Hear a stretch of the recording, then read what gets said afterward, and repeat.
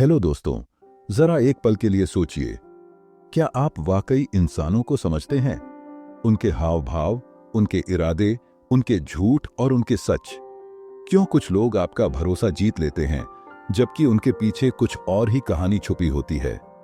क्यों कुछ रिश्ते अचानक टूट जाते हैं और कुछ लोग अचानक आपकी सबसे बड़ी कमजोरी बन जाते हैं? किताबों की इस दुनिया में आज हम आपको लेकर चलेंगे एक ऐसी यात्रा पर जो सिर्फ मन नहीं, मानव स्वभाव को भी पढ़ना सिखाती है। हम हर उस भावना की परत खोलेंगे जो हमें रोज दूसरों से जोड़ती है या तोड़ती है। इस वीडियो में हम जानेंगे कि कैसे इंसान दिखावे के पीछे क्या छुपा रहा है, कैसे हर मुस्कान के पीछे एक मकसद होता है और कैसे आप खुद को इतना जागरूक बना सकते हैं कि कोई भी आपको धोखा न दे सके। तो अगर आप लोगों की सोच, उनकी चाल और उनके इरादों को पढ़ना सीखना चाहते हैं तो इस वीडियो को अंत तक जरूर देखिए, क्योंकि अंत में जो इंसानों की फितरत को समझ लेता है वही दुनिया पर राज करता है। First law, master your emotional self, law of irrationality. जरा सोचिए, क्या आपने कभी कोई ऐसा फैसला लिया है जिसे लेकर बाद में अफसोस हुआ? कोई ऐसा कदम जो गुस्से, डर या जल्दबाजी में उठाया गया था? क्या कभी आपने सोचा है कि आप जिसे सोच समझकर लिया गया निर्णय मानते हैं वह शायद आपके अंदर छुपी कोई अनदेखी भावना की आवाज थी? हम सब अपने आप को तार्किक मानते हैं कि हम अपने फैसले सोच समझ कर लेते हैं। पर सच्चाई क्या है? सच्चाई यह है कि हमारे फैसलों पर हमारी भावनाएं राज करती हैं। गहराई से देखें तो हम में से हर कोई किसी न किसी भावना का गुलाम है। गुस्सा, ईर्ष्या, लालच, असुरक्षा या फिर झूठा गर्व। कल्पना कीजिए, एक बिजनेस मीटिंग में आप बैठे हैं। सामने वाला इंसान आपकी बातों को काटता जा रहा है। आपका चेहरा मुस्कुरा रहा है, लेकिन भीतर आग लग चुकी है। आप जानते हैं कि गुस्सा दिखाना सही नहीं होगा, फिर भी जैसे ही मीटिंग खत्म होती है आप एक ऐसा फैसला कर बैठते हैं जो उस गुस्से का बदला ले सके। यही तो है इमोशंस का जाल, जहां हम सोचते हैं कि हम निर्णय ले रहे हैं, पर असल में वह हमारी भावनाएं होती हैं जो पर्दे के पीछे से हमें नचा रही होती हैं। यही कारण है कि हर महान लीडर, हर सफल व्यक्ति सबसे पहले अपने इमोशंस का मास्टर बनता है, क्योंकि जो खुद पर काबू नहीं पा सकता वह दूसरों पर क्या असर डालेगा। हम बचपन से सिखाए जाते हैं कि रोना गलत है, डरना कमजोरी है और गुस्सा पाप है। हम सीखते ही नहीं कि इन भावनाओं को पहचानें, उन्हें समझें। हम उन्हें दबाते हैं, पर दबाई गई भावना ज्वालामुखी की तरह होती है, धीरे धीरे अंदर उबलती रहती है और फिर एक दिन फट पड़ती है। इस अध्याय की शुरुआत हमें वहां ले जाती है जहां हम अपनी ही परछाइयों से डरते हैं, जहां हम अपनी गलतियों को दूसरों पर थोपते हैं, जहां हम हर हार की वजह कोई और मान लेते हैं। अब कल्पना कीजिए एक इंसान की जो हर मुश्किल में शांत रहता है, जिसे लोग उकसाने की कोशिश करते हैं पर वह हंसकर बात को मोड़ देता है, जो तब भी सही निर्णय लेता है जब हालात नफरत से भरे हों। वो इंसान कोई सुपर हीरो नहीं है, वो बस अपने इमोशंस का मालिक बन चुका है। ऐसा बनना कोई जादू नहीं है, पर इसके लिए पहले अपने अंदर की परतें खोलनी होंगी। हर उस भावना को पहचानना होगा जो हमें कमजोर बनाती है।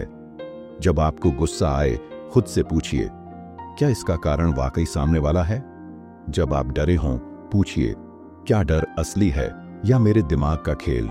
जब आप किसी से नफरत करें, गहराई से जानिए, क्या यह नफरत असल में किसी अपने से मिली चोट है? हर बार जब हम इमोशंस के बहाव में बह जाते हैं, हम अपने जीवन की बागडोर किसी और के हाथ में दे देते हैं। पर जब हम खुद को रोकते हैं, अपनी भावनाओं को समझते हैं, तो हम खुद को, अपनी किस्मत को बदलने की ताकत पाते हैं। इस अध्याय का सार यही है कि आप जितना अपने इमोशंस को जानेंगे उतना ही आप दुनिया को जान पाएंगे, क्योंकि अंत में जिंदगी का असली मास्टर वही होता है जो अपने अंदर के तूफान को चुपचाप बैठकर सुन सकता है, बिना डरे, बिना भागे। और फिर एक दिन ऐसा आता है जब वही इंसान दूसरों के तूफान को भी चुपचाप रोक सकता है। दूसरा कानून, स्वप्रेम को सहानुभूति में बदले।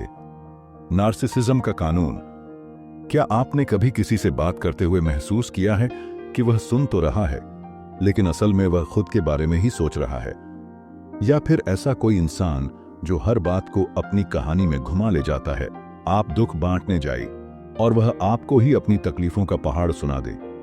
ऐसे लोग हर जगह मिलते हैं, ऑफिस में, परिवार में, रिश्तों में। पर सबसे चौंकाने वाली बात यह है कि हम सब में कहीं ना कहीं यह आदत छुपी होती है। बस कोई मान लेता है और कोई जिंदगी भर उस नकाब को ओढ़े रहता है।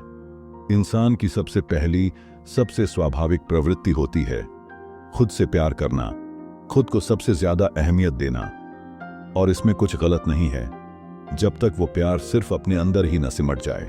क्योंकि जब वह प्यार किसी और के दर्द को न समझे, जब वो सिर्फ अपनी कहानी को ही सच माने, तो वहीं से शुरू होता है वो खतरनाक जाल जिसे हम नार्सिसिज्म कहते हैं। अब जरा एक पल को रुकिए।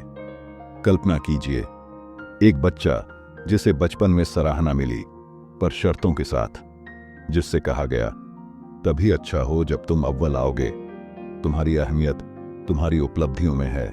धीरे धीरे वह बच्चा अपनी असल पहचान खोने लगता है।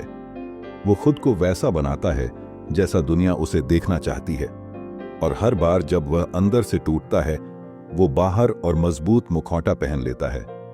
बड़े होकर वो इंसान लोगों से जुड़ता नहीं, उन्हें इस्तेमाल करता है। हर तारीफ उसे हवा देती है, हर आलोचना उसे आग। अब सोचिए, क्या ऐसे लोगों को बदलना मुमकिन है? हाँ, लेकिन केवल तब जब वह खुद के प्यार को दूसरों की भावना से जोड़ पाए, जब वह अपनी पीड़ा को दूसरों की तकलीफ समझने की खिड़की बना पाए। क्योंकि सच्चा बदलाव वहीं से आता है जहां आत्म प्रेम करुणा में बदलता है। जरा रुकिए, एक दिन आप भी किसी ऐसे मोड़ पर खड़े हो सकते हैं जहां कोई आपकी बात नहीं समझेगा, जहां आपको लगेगा कि पूरी दुनिया खुदगर्ज है। और तब अगर आपने एम्पैथी सीखी है, तो आप जानेंगे कि दूसरों की चुप्पी के पीछे भी एक चीख छुपी होती है। आपके सामने बैठा इंसान जो कठोर लगता है, शायद वह भी अंदर से टूटा हुआ है। जो बात नहीं करता, शायद वह डरता है कि उसकी आवाज कोई सुनेगा ही नहीं।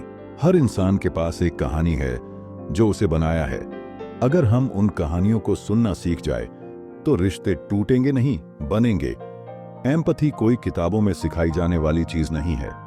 यह तब आती है जब आप खुद से सवाल पूछते हैं, मैं सब कुछ जानते हुए भी क्या किसी और को समझने की कोशिश कर रहा हूं?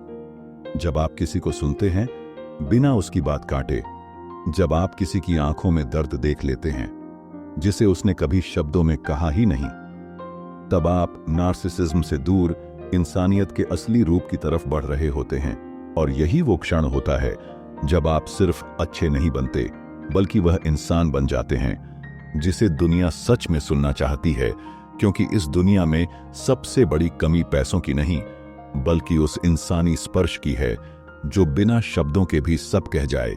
तो आइए खुद को जानिए, अपने अंदर के शोर को शांत कीजिए और फिर दूसरों की धड़कनों को सुनना शुरू कीजिए। क्योंकि जब आप खुद को महसूस करना सीख जाते हैं, तभी आप दूसरों को भी सच में महसूस कर पाते हैं। Third law, see through people's mask, law of role playing. क्या आपने कभी किसी को पहली बार देखा और सोचा, क्या शानदार इंसान है यह? और फिर वक्त के साथ वही इंसान आपकी जिंदगी का सबसे बड़ा धोखा बन गया।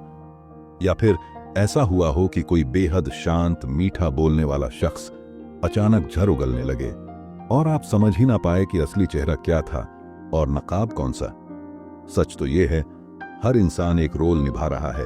हर कोई एक ऐसा चेहरा पहने घूम रहा है जो समाज ने उसे सिखाया है, जो रिश्तों ने उसे मजबूर किया है पहनने को, या जो उसके डर और लालच ने उसे ओढ़ा दिया है। और यही नकाब हमारी सबसे बड़ी भूल बन जाता है, क्योंकि हम उस चेहरे पर भरोसा कर लेते हैं जो दिखाया जाता है, न कि उस सच्चाई पर जो छुपाई जाती है। कल्पना कीजिए, एक आदमी जो हर वक्त आपकी तारीफ करता है, जो हर बात में हाँ कहता है, जो आपकी हर बात पर सहमति जताता है, वो वाकई आपका शुभचिंतक है या वह सिर्फ आपकी कमजोरी को समझ रहा है ताकि सही वक्त पर वार कर सके? दुनिया एक रंगमंच है और हर इंसान एक कलाकार। किसी को झूठ छुपाने के लिए अभिनय करना पड़ता है, तो किसी को खुद की सच्चाई से बचने के लिए।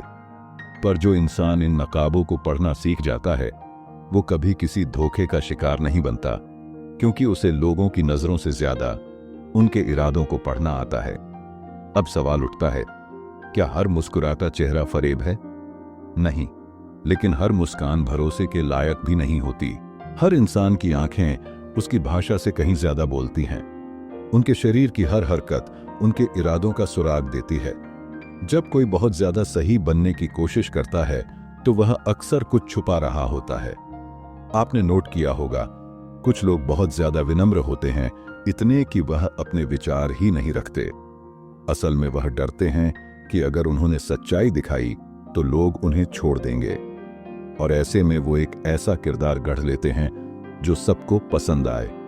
पर वो किरदार वक्त के साथ कमजोर पड़ता है, क्योंकि झूठ चाहे जितना भी सजा लो, एक दिन टूटता जरूर है। इससे आगे की जानकारी हम नेक्स्ट पार्ट में कवर करेंगे। अगर आपको वीडियो अच्छी लगी तो हमारे चैनल को सब्सक्राइब करें, वीडियो को लाइक करें और वीडियो को अपने दोस्तों को शेयर करें।